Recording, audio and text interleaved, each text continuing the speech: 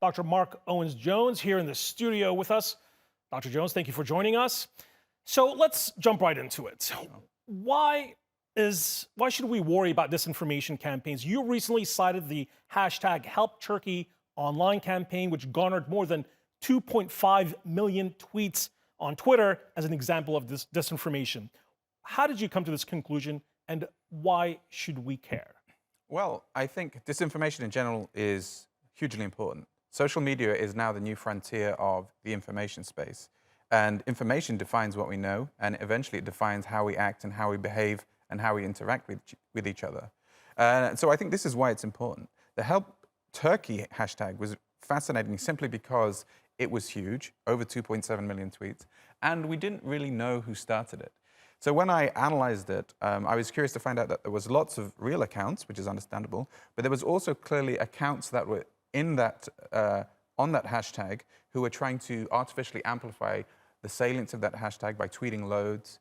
And then they'd engage in deceptive behaviors like deleting the tweets that they'd sent and then changing the handle, their screen name on Twitter.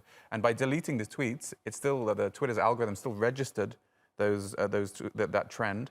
But it would make the account look less spammy, so the account would have less chance of being suspended. So what I think was very interesting about this hashtag generally, there was clearly manipulation going on, and we have to ask ourselves why. And this is a great example of how unknown actors with no accountability can manipulate the information space to send a specific strategic message that benefits them. And we're left in the dark as to who those are. And this is a huge problem because we don't know who is controlling narratives.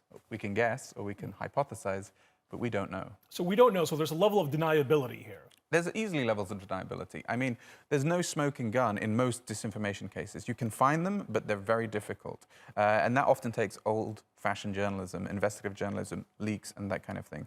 So this is a huge problem. There's easy deniability. And this is how states thrive, because they can use this space with zero accountability, and it's so hard to find evidence to pin them down. So do you see information warfare as the new frontier of cyber warfare? Yeah, I mean, we've always had information warfare. We've always had propaganda. The key thing is technology changes information warfare to a huge degree. Before radio, for example, we maybe just had newspapers. Before newspapers, it wasn't clear exactly what we had. And then came the internet. And what this has allowed is a decentralization of the information space. There's no just gatekeepers, for example, government ministries who can send out a message that's regulated or controlled. Anyone can send a message and send it instantly to anywhere across the world. So this is why the internet age poses such a huge challenge for disinformation. And next up, we have artificial intelligence, all these kind of new technologies that, again, are threatening to take us to another level of information warfare that we're not prepared for.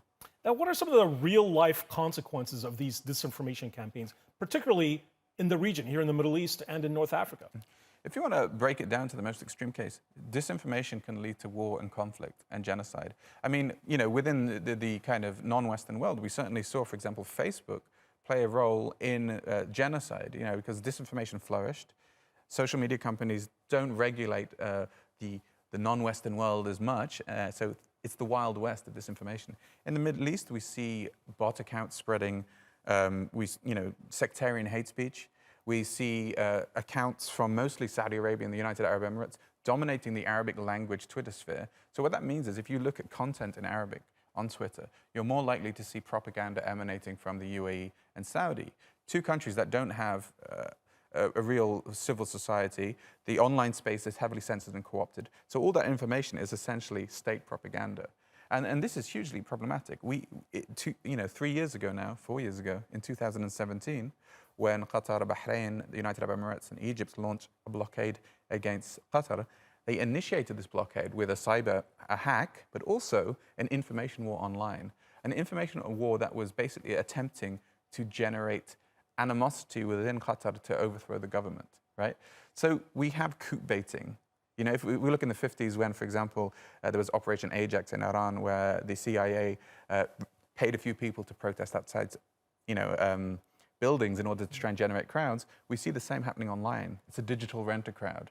And these things in a very hotly contested area can spark anything.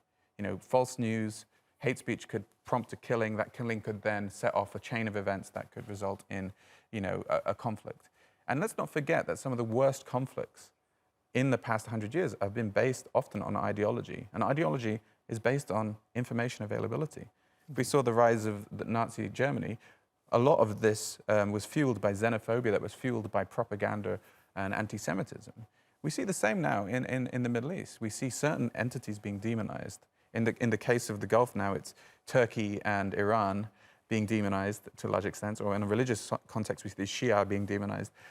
So there's all these different tropes going about on social media, and it's really accentuating divisions between people. So some real life consequences from the cyber realm into the physical security realm. Absolutely. Dr. Mark Owen Jones, thank you so much for joining us, cybersecurity expert and professor at the Hamad bin Khalifa University. Back to you.